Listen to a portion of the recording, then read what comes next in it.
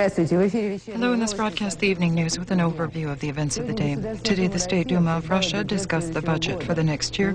The Minister of Finances, Vladimir Ponskov, prefaced his speech with the words of the government that he proposes a realistic budget for 1995. The first reading of the draft for the budget for 1995, the deputies approached eagerly. During the month, it had been discussed in committees and commissions of the Duma and was subjected to parliamentary hearings. The Parliamentary Budget Committee suggested the following solution: not to adopt the budget in the first reading, but create a conciliatory commission consisting of representatives of government and the Duma. The chairman of the committee, Mikhail Zadornov, told journalists today at a press conference, the committee considers the submitted draft budget to be unrealistic. The majority in the committee feel that the government lacks priority, specifically in regional policies and the social sphere, and this was reflected on the budget. The draft was criticized because of the absence of measures which would stimulate productivity. We must approach the budget from the point of view of whether it facilitates investments or not. It unfortunately facilitates investments less than the previous budget. Even more adamant was the chairman of the Committee on Economic Policies, Sergei Glazyev. The budget is irresponsible, lacking ideas, and helpless. Unfortunately, neither the predictions nor the budget inspire confidence that the government will manage to realize those positive objectives outlined in the midterm program. At the same time, Alexander Pichinok from the Budget Committee, he's from Russia's Choice, encouraged a vote for the budget in the first reading and feels that it stops inflation, stabilizes the ruble, and its benefit will be felt by each citizen. There would be no sense in a conciliatory commission, as experience indicates. Such commissions become a competition between lobbyists. In other words, a rivalry over additional funds. And yet the Duma voted for the creation of a conciliatory commission, and today the Duma called on all sides involved in the conflict on the territory of former Yugoslavia to immediately return to a political dialogue. The Duma called on the president to use all political means in order to prevent a large-scale war. Our own correspondent on Yugoslavia, Vladimir Solovyov, is in the center of events today.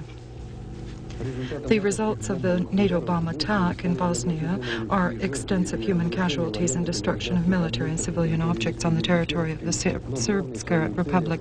But its main objective, that is to stop the advance of the unified Serb forces and moderate Muslims in the enclave Bihać, the aviation of the North Atlantic Bloc was not able to achieve.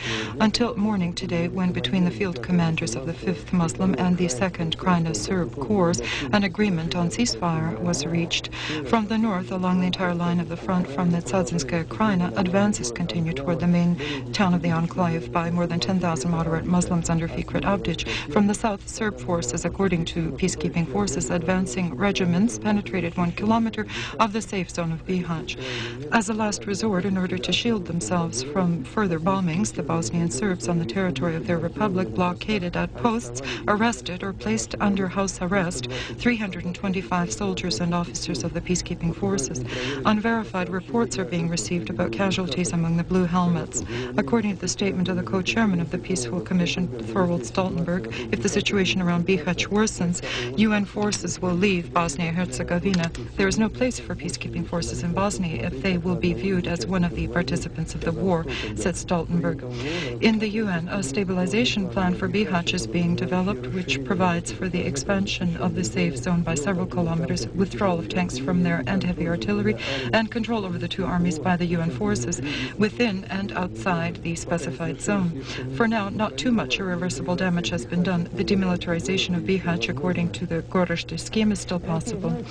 Russia again is undertaking active steps to regularize the Bosnian conflict, and Andrei Kozyrev flew this evening to Bonn. Tomorrow he should be in Belgrade. The Russian minister refuted the statements of several Western newspapers that Russia is alienating itself from the UN and is increasingly taking the Serb side.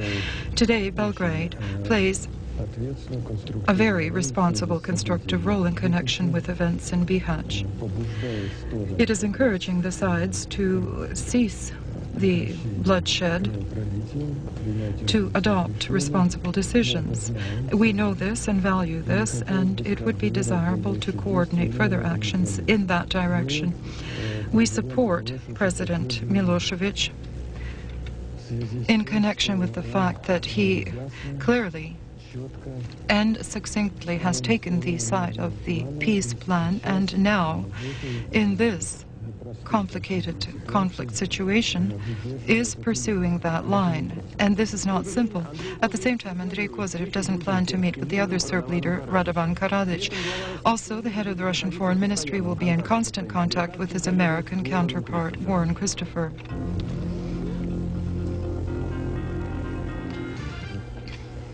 Among the domestic events of Russia today, again, attention was directed to Chechnya. In the afternoon, news reports consistently arrived from that region, and as our correspondent learned, today the combat air forces of the Interim Council launched a missile attack on the airport of Grozny at a moment when unloading was underway there of weapons and ammunition from two Il-76 planes. Both planes and the weapons cargo have been destroyed. After that, information agencies issued contradictory reports. Some sources say that the capital of Chechnya is blockaded by forces of the Interim Council, while official Grozny reports that everything is calm. The Interim Council of Chechnya has appointed a new Prime Minister, the academic Hujiev. And now, Tajikistan. Today, there a voluntary relinquishing of weapons began. The populace of the Tarsun-Zade region was the first in Tajikistan to begin voluntary surrender of unlawfully possessed weapons. According to the Ministry of Defense in this area, some units of self-defense were still holding up to 1,000 units of various weapons. In the region, they calculated that law enforcement bodies of the government are sufficiently equipped to provide the safety of the citizens. A decision was adopted to disarm the remaining unlawful armed formations. In one day alone, in Tarsun-Zade, handed over to law enforcers were 43 automatic weapons, 4 grenade launchers, 6 units of combat technology, and 5 tons of ammunition. Having visited the region, the President of the Republic, Emomali Rakhmonov, called the voluntary surrender of weapons in the region a serious step toward disarmament in Tajikistan and expressed confidence that this initiative would be developed in other regions. Of course, hopes that the criminal structures will also relinquish their weapons are futile. Therefore, from today on, taking force in the Republic will be a law on obligatory weapon confiscation. Pursuant to the law, for persons illegally possessing weapons, the punishment will be imprisonment of up to 7 years. I will return again to those events which are occurring in Chechnya because I was just brought a report from TASS and I haven't even managed to read it yet. We'll read it together. The advance of the opposition on Grozny, as TASS learned from reliable sources within the Chechnya opposition, will begin at 21:30. That is literally in just a few moments Moscow time. And the same source has also reported the military superiority of the opposition leaves no doubt that Grozny will be taken within the next few hours. And now we move on. The situation in the Galsk region of Abkhazia is becoming complicated. As TASS was told in the Ministry of Information and Press of Abkhazia, citing information of Abkhazian special services, the security zone controlled by Russian peacekeeping forces is now being penetrated by armed groups from the Zugditsk region of Georgia. The mayor of Tbilisi today reported that in Georgia in the next few days a real economic disaster could unfold if the supply of gas from Turkmenia doesn't resume, although the Georgian Republican television today reported that possibly from the 1st of December there will be gas after all. And one more problem there is crime. The Ministry of Internal Affairs of Georgia declared a real war on the spread of crime and violence in the Republic, lately conducted around 20 major successful operations in Tbilisi and other regions of the Republic as well. This time, the employees of the two enforcement departments, the Ministry of Internal Affairs and Security Services, brought order into parts of western Georgia, Sinaki and Abasha. The site of the operations was not chosen coincidentally because this region is one with the greatest unrest in Georgia. In only a few hours, the police managed to disarm 3 large criminal groups. Also, more than 20 people have been detained, 5 of whom were wanted for having committed particularly dangerous crimes. A large quantity of firearms has been confiscated. Several stolen cars were found. For the production and use of narcotics, 10 people have been arrested. Judging from everything in Armenia, today the situation is no less critical. From there, we were able to receive information only by phone. The video signal is not getting through. For 3 weeks already, Armenia is not receiving a single cubic meter of natural gas, the only current source of power, especially electrical power. Industry has been paralyzed. Transportation virtually is at a standstill. Light to homes in Yerevan and other towns as well is fed only from 45 to 60 minutes every 24 hours. All information services report today also the urgent occurrence in the center of Russia. Our film crew managed to bring us a report. Drinking water in Vladimir has been poisoned. 2/3 of the population of the city of Vladimir drink water from the Never River. However, now it's more correct to say they drank, because for an entire week the citizens assemble in long lines at springs and wells. From the water taps flows a liquid with a strong smell of ammonium. As city and district environmental organs reported, the cause of the pollution of the river was an enormous dumping into the river the 22nd of November, almost 1,000 tons from storage facilities of the Petrovsky livestock feed complex on the territory of the Ivanovsk district. The concentration of ammonium nitrogen in the river exceeded the allowable limits by 1,000 times. In tap drinking water, the limits are exceeded by 10 times. The District Environmental Protection Committee created an emergency commission which, jointly with the district administration, is undertaking all necessary measures. The task forces are constantly taking samples of river water, are controlling the situation in the water protection and sanitary zones of the Ner River near the city watershed. The Vladimir city administration appealed to the heads of the Ivanovsk district in order to immediately cease pollution of that river. The prosecutor of the Ivanovsk district will be launching a case on this matter. Tomorrow, in the Kremlin, in the presence of Boris Yeltsin and Viktor Chernomyrdin, a conference will be held on the perspectives of economic reforms in Russia. Observers already foresee turbulent discussions, specifically on the government's proposal to decrease grants and subsidies to sectors which are ineffective and refuse to issue financing from the Republican budget on a gratuitous basis. The temperature in our apartments depends on the precise work of the fuel energy sector. The share of the coal industry in it is 14%, but in many regions, such as eastern Siberia and the Far East, coal cannot be replaced by another fuel, and there problems have arisen in supplying it. We asked the general director of the company Rosugol, Yuri Malyshev, to comment on the situation. Primorye this year will not freeze, and we now, despite the increased volumes of coal burning, we are increasing volumes of mining it. Possibly these words will assuage fears of the Far East, but the fuel crisis could spread to other regions of Russia. The sector is operating in conditions of a severe deficit of financial means. 46% of mines are outdated. Salary delays during several months forces miners to strike. Recently, these strikes ended in the suburban Moscovian coal basin and Primorye. Currently, a strike is underway in the Chelyabin district. Many use miners to make a political career, but in the opinion of Yuri Malyshev, miners understand that their strikes could lead to a standstill of industry. I'm confident that we will not permit this. As in the majority of countries of the world, Russian coal mining operates at a loss and is completely dependent on the government. However, next year it's planned to allot 6 trillion rubles to the industry, which is 2 times less than its real demands.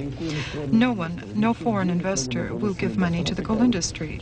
It is a most grave situation and is the concern of the government to provide heat for the people. In Ukraine, economic reforms are accompanied by an active battle with corruption. Today's report. In connection with the case of the former acting Prime Minister of the government of Ukraine, Yefim Zvegilsky, arrests have begun. As you know, he is accused of abusing his post and involvement in the theft of 25 million American dollars. One of those arrested today is the head of the Department of Export-Import Operations of the Ukrainian Currency Exchange, Alla Zharovna. She's accused of having compiled all documents on the sale of aviation kerosene abroad and the purchase of diesel fuel along the line of the Agrotech Service of Ukraine. The director of that firm has also been arrested.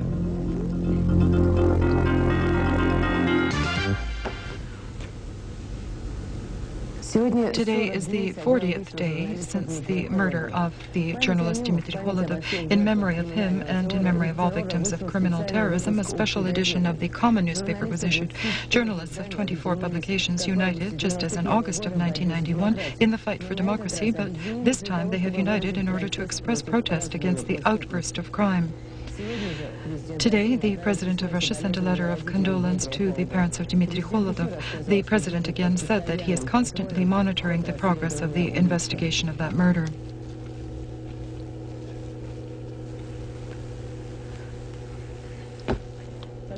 The Embassy of the Russian Federation in the Estonian Republic today gave the Ministry of Foreign Affairs of Estonia an official note which contains an insistent request to extradite to Russia Vladimir Bashko, who yesterday hijacked a Russian Tu-134 plane. As a correspondent of HR TASS was told by the advisor of the Russian Embassy, Vasily Ostapchuk, the Estonian side is inclined to fulfill Russia's request. In spring of 1994, after the presidential decree within the Federal Service of Counterintelligence, a Special Operations Department was created, in the framework of which special subdivisions were formed comparable to the famous squadrons designated for fighting terrorism at civilian objects and the prevention of terrorist acts which could cause environmental disaster. Incidentally, the leadership of FSK often stated that these special subdivisions will never take on the function of internal forces. Pursuant to the new decree of the President, the FSK decided to restore an investigative department. The first criminal cases which will be investigated by the FSK investigators will be among those 400 cases from the former KGB which had lain dormant within the prosecutor's department. I assume that mechanisms which exist in society today connected with protecting the rights and liberties of individuals and citizens give us a basis to confirm that the investigations department to be reopened within the FSK will not infringe on the liberties of the citizens of our country. The overall number of the staff in the investigation department, together with the civilian personnel, will be around 1,000. According to Alexander Mikhailov, the FSK managed to keep around 80% of the professional investigators from the former Securities Ministry of the Russian Federation, who will take on matters of espionage, contraband, and especially dangerous state crimes, especially since the active operations of Western intelligence services continues on the territory of Russia. Today was wealthy with congratulations. The cosmonauts were congratulated with the title Hero of Russia.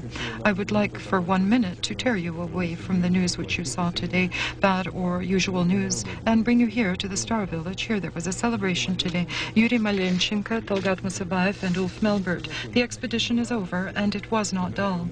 Thanks to the ability of these men, a way was found out of a serious situation for Russian space endeavors. The program was fulfilled. What occurred here is a tradition, and yet Ulf Melbert has a different view, and he relates to Russia differently now. Near Gagarin, expeditions begin and end, and now there are 75 Russian cosmonauts. 22 foreign citizens have disengaged from the planet on Russian ships, and always, no matter how difficult it is for the country and the industry, they will be greeted this way in the Star Village. And one cannot say that they are all from a different planet. We sell from street kiosks here, but these people have already entered the world market, and they are the axis of the country on which planets rotate.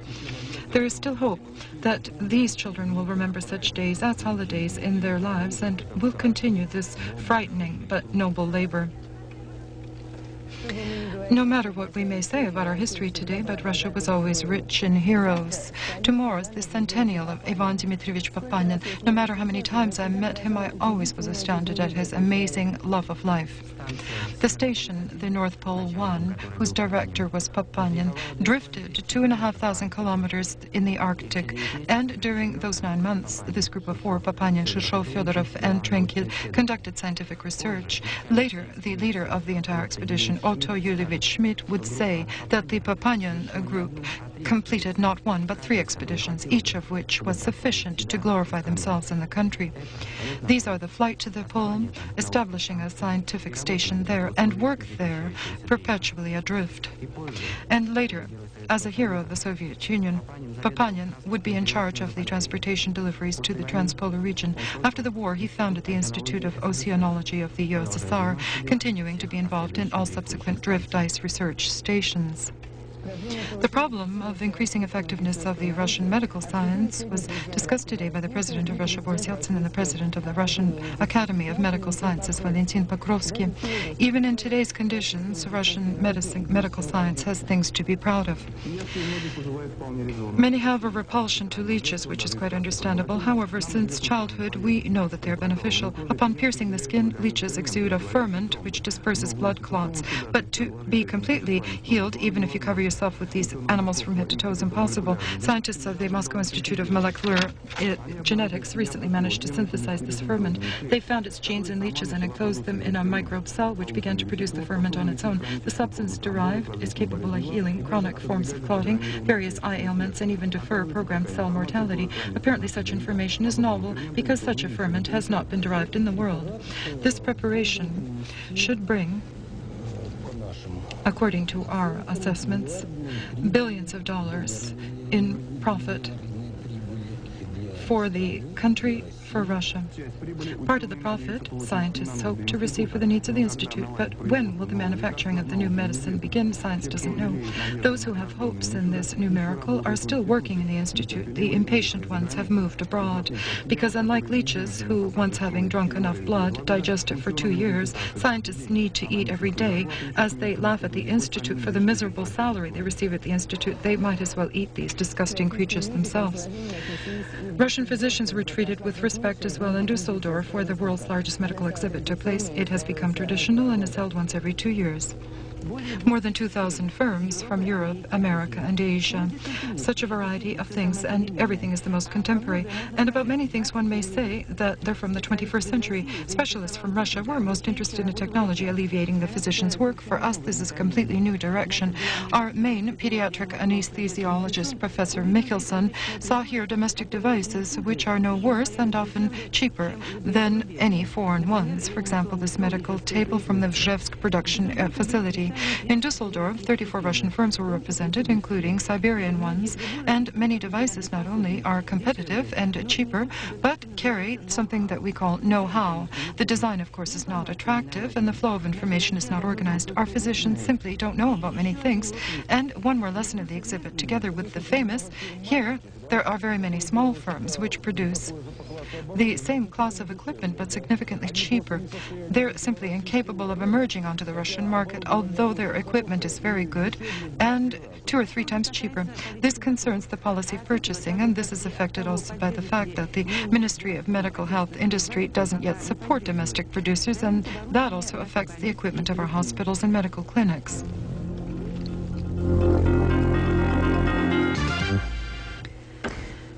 For the second time during today's broadcast, I brought information to the studio. It's written flash on the top. At 21:10, opposition began the storming of Grozny. This Itartas was told in the leadership of the Interim Council. Events are developing quite quickly, and we'll see what it leads to.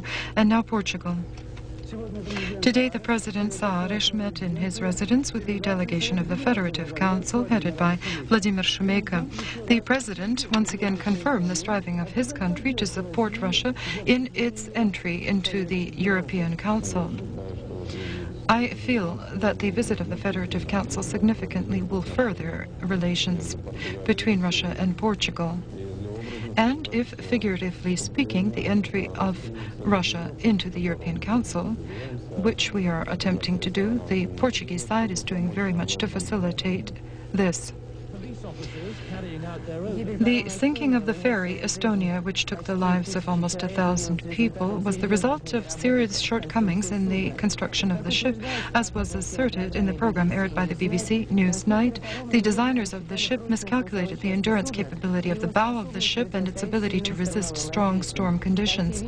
Evidently, further clarity may be provided by shipbuilders who gathered today in London for a symposium on the causes for the tragedy of the Estonia ferry. In certain countries of the former socialist camp, the government is forced to openly manipulate. The economic situation calls for this, and today it's in Romania. We can't live like this any longer, comrades. Under this slogan, today in Bucharest, the opposition held a rally in one of the largest auditoriums of the city. In the address, the comrades organizers want to emphasize that the current Romanian leadership continues along a communist line. Those who spoke insisted that the current leadership brought Romania to complete collapse. Hunger, fear, corruption, and incompetence reign throughout. They predict that this winter people will freeze in their apartments, and the leaders of the opposition don't conceal their intentions to overthrow the government as soon as possible, hold early elections, and return the king to the throne. This rally declared the beginning of a new decisive attack on the current rule. Incidentally, how many such steps were declared already by the opposition? It predicted the government would exist only 3 and then later 9 months, and now it's exactly 2 years since the current cabinet of ministers is in power. Its successes and reforms are acknowledged by such solid organizations as the International Monetary Fund and the World Bank. Inflation is under control. This year, a reliable currency reserve was created, and the industrial yield has begun. That's the most important. By January 1st, it will be 3.5%. And now we go off to China. China is beginning to fight for honest advertising, a topic which is very actual for us. A gadget which looks like a barrel oil is an innovation of advertising technology. It, by its name, is similar to its cousins in the contemporary electronic computer arsenal. But with its aid, business China fights for the consumer's wallet. The trade nation quickly saw the latent potential in its main engine.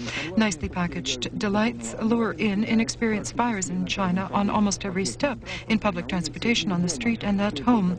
One has to open the newspaper or turn on the television. Otherwise, today you just can't survive, says Tan Jin, the agent of advertising for Beijing television. Money from ads give us opportunities to make broadcasts more diverse and interesting. Because of this, Beijing television, also for the second year in a row, does without outside injections. Financial independence, however, does not contradict state control over themes of broadcasts and, of course, advertisements. Therefore, here, there are no cigarette-smoking cowboys, and innovations in consumer technology, medical, cosmetics, or foods prior to gaining access to advertising must receive permits from corresponding departments. In the near future, responsibility for honest advertising in China will increase, and not only for television. And this is the accent in the recently adopted strict law on advertisement, since violations in this area were already abundant, and China has no intention to settle for the material well-being and health of its residents becoming the hostages of dishonest advertisement games. And again, Russia. The television problems continue to be discussed in the press, but note, the regions, not awaiting for the matter to be resolved in the center, are saturating their information markets independently. For a long time in the Noyabrsk Oil Gas Company, an idea circulated to bring together under one roof newspaper, television journalists, typography, television studio and apparatus personnel in accordance with the long-term social program of the joint stock company Noyabrsk Oil Gas. Created and well-equipped, is the only one of its kind in the North Publications television complex. It was named by the journalists themselves, Blagovist, which means good news, flying from here throughout all of Noyabrsk and adjacent oil villages and towns. And if there is something not right somewhere from the sharp-tongued reporters, the authorities of the city and directors of companies get it. The contemporary typographical technologies facilitate color-printed materials, and the personal journalist computers plugged into the network of Blogovist instantaneously resolve the editor's problems of selections of publications. Television journalists expect to have added to their equipment systems of more contemporary television technology.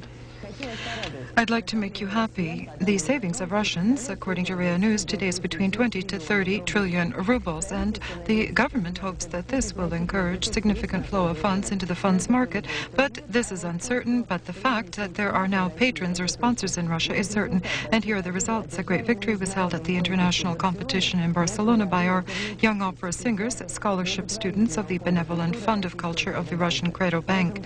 In this competition, there were 192 representatives from 39 countries of the world. 3 prizes of the 7 went to our young opera singers. Larisa Vodakova, Badri Maitsuradze, and Margarita Nekrasova are the winners, and let there be more of them. We wish you success, and thank you for your attention.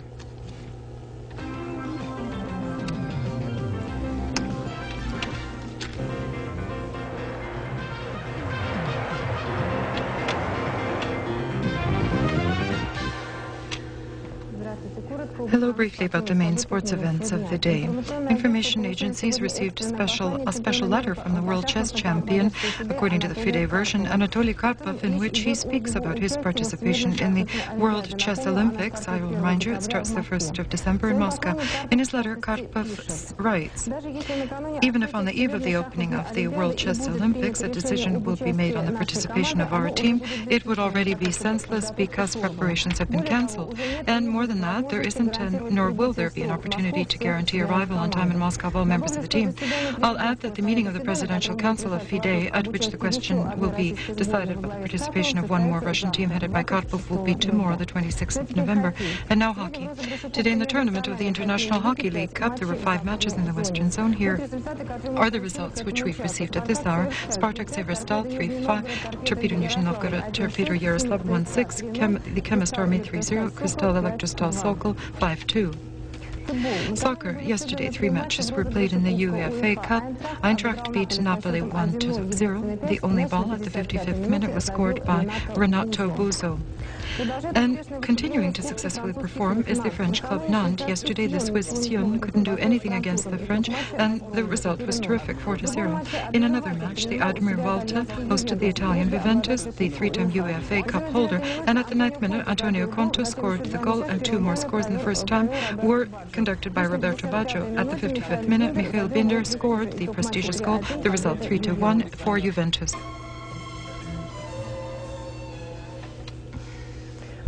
Good evening. According to the Oceanic Meteorological Center of Russia, the cyclone from the Arkhangelsk district currently is shifting to the central Volga, and after it, cold air has come into that area from the Arctic seas. An anticyclone is moving in. Its center is over the west of the Republic of Komi. Under its influence in the Arkhangelsk area and in the Nenetsk Autonomous District, it will be less cloudy, the snows will cease, and the winds will die down, but it will be cold, -15 to 20 degrees, and then in the northeast of Komi, -23 to 28 degrees. On the Kola Peninsula, -5 to 10 during the day, cloudiness will increase and snow will begin. In Karelia, without much precipitation, -7 to 12 degrees. In the northwest areas, the Baltic areas and Belarus, in an area of high pressure, meteorologists predict partly cloudy skies without precipitation, but the cold air from the northeast will penetrate these areas as well. At night, -5 to 10, during the day, -2 to 7. In the Kaliningrad district, it's warmer, +2 to 4 degrees. A cold atmospheric front tomorrow will pass from Tataria to the north of Ukraine. Therefore, in the central and Volgovatsk regions, it will be cooler. It will be cloudy with snow. At night and during the day, -4 to 9. In the Volgovatsk area, down to -12. In the central Chernozem area and in Ukraine, -2 to 5, with isolated patches of snow. In Moldova, cloudy, around 0. Cold air